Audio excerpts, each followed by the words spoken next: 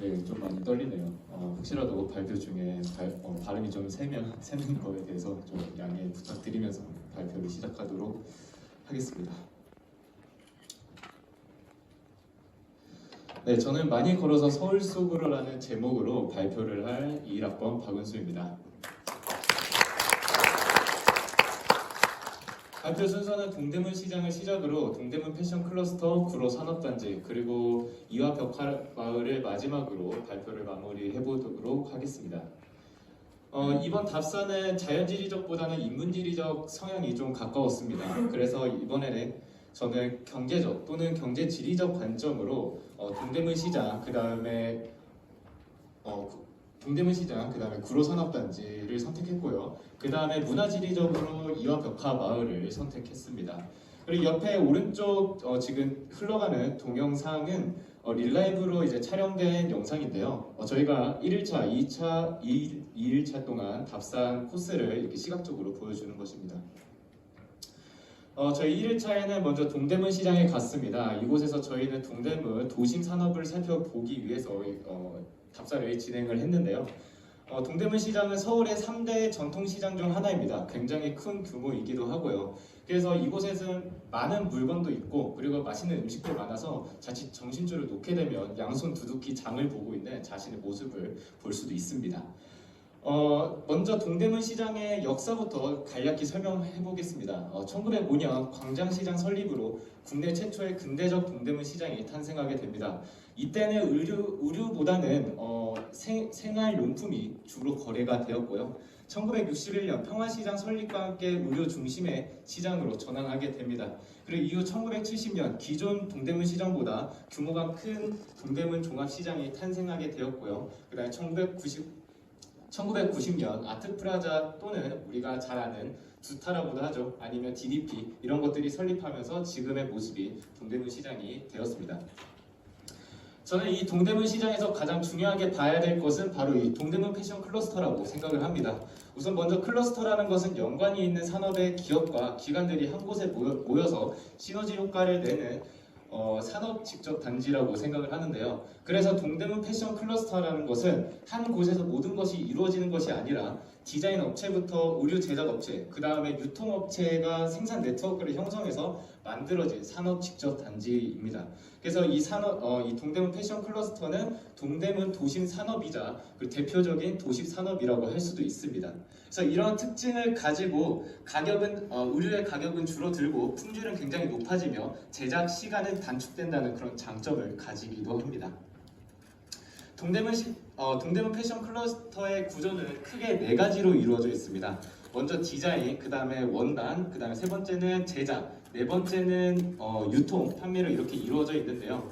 먼저 첫 번째 디자인을 시작을 해서 이제 필요한 원단을 가지고 공장에 원단을 줌으로써 여기서 제작을 끝난 것이 이제 네 번째 마지막으로 유통 판매로 이렇게 이루어지는 구조입니다. 저는 이 동대문 패션 클러스터의 가장 중요한 조금 특이하게 봤던 곳은 바로 봉제 공장인데요. 바로 창신동에 위치해 있습니다. 이 봉제 공장의 특징은 눈에 잘 띄지 않는다는 그런 특징이 있어서 제가 이 봉제 공장의 한 직원분과 인터뷰를 진행을 했습니다. 그래서 왜 이렇게 눈에 띄지 않게 안쪽에 있는 거냐라는 이런 질문에 어떤 답변을 저에게 주셨을까요? 바로 시장이랑 가까우니까 라고 했습니다. 사실 제가 이 답변을 듣고 생각지도 못한 답변에 도망치듯 인터뷰를 끝낸 그런 기억이 남는데요. 이 답변에는 많은 것들이 함축되어 있습니다. 그래서 제가 자세히 알아보기 위해 자료를 한번 찾아봤는데요. 원래 봉제 공장은 평화시장에 있었습니다. 하지만 1970년대 평화시장의 임대료가 상승함에 따라 가지고 이런 봉제 공장이 가까운 그리고 값싼 창신동으로 이전을 했는데요. 원래 창신동은 주거 지역이었기 때문에 이 공장들이 빌라 1층이나 아니면 가정에서 소규모적으로 이렇게 운영이 되었습니다. 하지만 최근 코로나나 아니면 공장의 기계화로 인해 가지고 이런 공장들이 하나 둘씩 문을 닫고 있다고 하는데요. 지금 서울시나 아니면 단체에서 이런 공장들을 다시 살리기 위해서 많은 대책을 또는 많은 방법을 구하고 있다고 합니다. 저를 포함한 우리 지리교육과 학생들도 우리가 이 봉제 공장을 어떻게 하면 살릴 수 있을지 한번 고민하는 시간을 가졌으면 좋겠다고 생각을 했습니다. 2일차에는 이제 제조업의 변화를 우리가 살펴보기 위해서 구로산업단지에 갔습니다. 이 구로산업단지의 정식 명칭은 서울 디지털 산업단지인데요. 이 산업단지는 총 3단지로 나눠져 있습니다. 먼저 1단지는 구로구에 위치해 있어서 구로산업단지라고 하고 그리고 2단지와 3단지는 금천구에 위치해 있어서 가산 디지털 산업단지라고 부릅니다. 이 답사하면서 제가 알게 된 점은 구로산업단지는 각각 구디단 또는 가디단이라고 이렇게 줄여서 부른다고 하는데요. 좀 굉장히 귀여워서 답사를 하면서 구디단, 가디단, 구디단, 가디단 이러면서 답사를 했던 기억이 남습니다. 서울 디지털 산업단지의 전시는 구로공단이었습니다. 이 구로공단은 우리나라의 최초의 국가 산업단지로서 섬유, 봉제, 조립, 금속 등 노동 집약적인 산업을 주로 했습니다. 그러다 보니 노동자들도 대부분 이게 단순 노동을 하는 그런 노동자가 많았는데요. 하지만 1980년대 이후 수출 침체와 그리고 IMF를 겪고 그 다음에 임대료와 임금의 상승으로 인해서 생산 공장이 지방으로 내려가거나 아니면 해외로 이전하게 됩니다. 그러면서 구로공단의 침체기가 이루어졌는데요.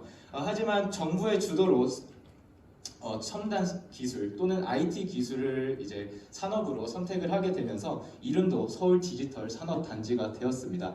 그러면서 여기에 있었던 노동자들도 단순 노동에서 기술 노동을 주로 하는 기술자들이 대부분 차지하게 되었습니다.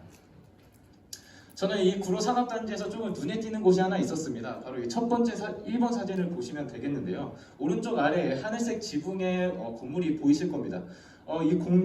이 건물은 과거 구로공단이 사용했던 공장이었는데요.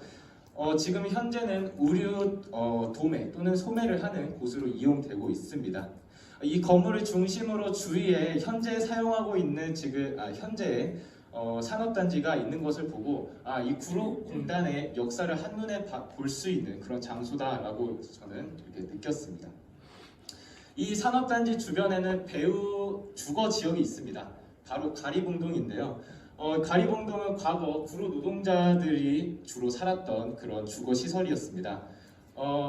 과거 공단의 노동자들은 대부분 이게 제대로 된 대우를 받지 못했고 그 다음에 임금도 적어서 굉장히 가난하고 힘든 그런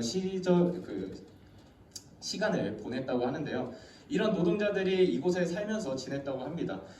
이 집의 특징으로는요, 지금 자세히 보시면 알 수 있다시피 지금 문들이 굉장히 따닥따닥 붙어 있다는 것을 알 수 있습니다. 실제로 이렇게 굉장히 좁은 공간에 많은 집들이 들어가 있고요. 화장실도 하나로 이렇게 공용으로 사용한다고 합니다. 그래서 이게 마치 벌집과 닮았다고 해서 이거를 가리봉동 벌집촌이라고도 부르기도 합니다. 하지만 구로공단이 변화함으로써 노동자들이 하나 둘씩 빠져나감에 따라 이 자리를 지금 현재는 외국인들이 차지하고 있는데요. 이 자료를 보시다시피 지금 총 인구가 10,000명이라고 할 때 외국인 수가 지금 7,500명 정도 된다고 합니다. 그만큼 굉장히 많은 수의 외국인들이 살고 있는데요. 실제로 제가 이 거리를 지날 때 이렇게 간판도 이제 중국어로 되어 있는 간판, 그 다음에 외국인들도 되게 많이 마주쳤습니다. 마지막으로 저희는 이번에 처음으로 조별 답사를 진행을 했습니다. 한 가지 주제를 선택해서 저희가 답사 경로부터 시작해가지고 목적, 그 다음 세부 계획들을 이번에 다 직접 저희끼리 짜봤는데요. 저희는 투어리피케이션 또는 투어리스티피케이션이라는 투어리스티파이와 그 다음에 젠트리피케이션의 합성어인 그런 합성어로 주거 환경을 관광지로 만들면서 주민들의 삶의 터전이 위협받는 현상을 주제로 저희가 삼았습니다.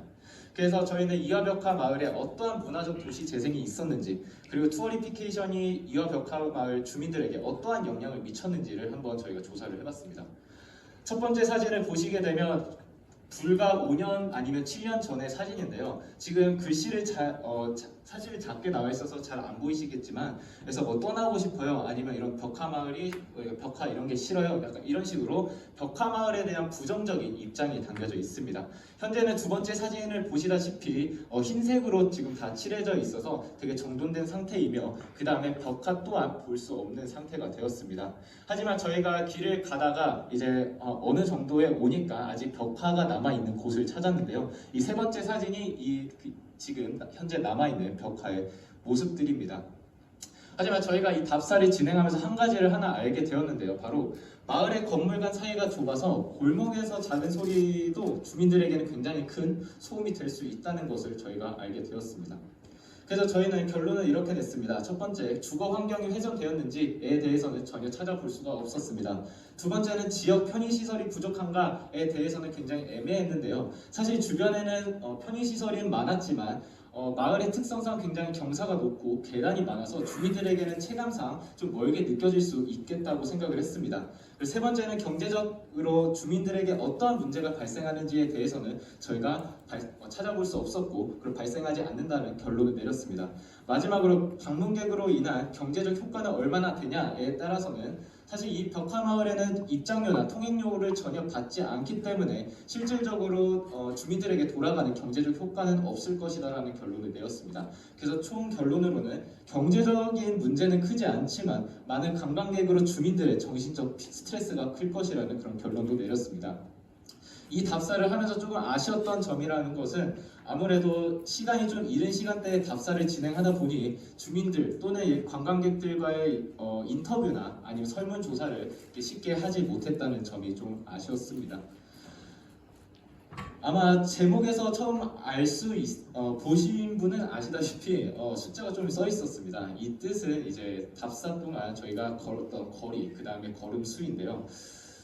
지금까지 세 번의 답사를 가고 세 번의 답사를 갔지만 아마 이후에도 갈 답사 중에서 이번 답사가 제일 많이 걸은 답사가 아니었나 싶었습니다.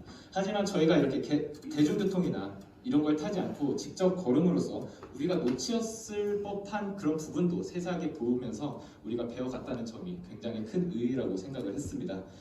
서울이라는 곳은 저에게는 굉장히 익숙한 동네입니다. 제가 어렸을 때 살았던 동네이기도 하고 최근에도 많이 놀러가는 그런 장소이긴 한데요. 그래서 처음에 이 서울로 답사를 간다는 거에 대해서 우리가 이 가서 어떤 것을 배울 수 있을지, 어떤 것을 얻을 수 있을지에 대해서 약간 의구심이 들었습니다. 하지만 앞서 제가 발표했던 그런 뭐 동대문이나 아니면 산업단지 이런 거는 사실 제가 이름만 들었지 한 번도 제대로 배워본 적도, 한 번도 제대로 탐구해본 적도 없었지만 이번 답사를 통해 가지고 이름만 알았던 그런 세세한 이름만 들었던 그런 지명이나 그런 거에 대해서 조금 자세하게 배울 수 있었던 시간이 아니었나 싶었습니다. 네, 그럼 이상으로 발표를 마치도록 하겠습니다. 감사합니다. 네, 박은서 학부의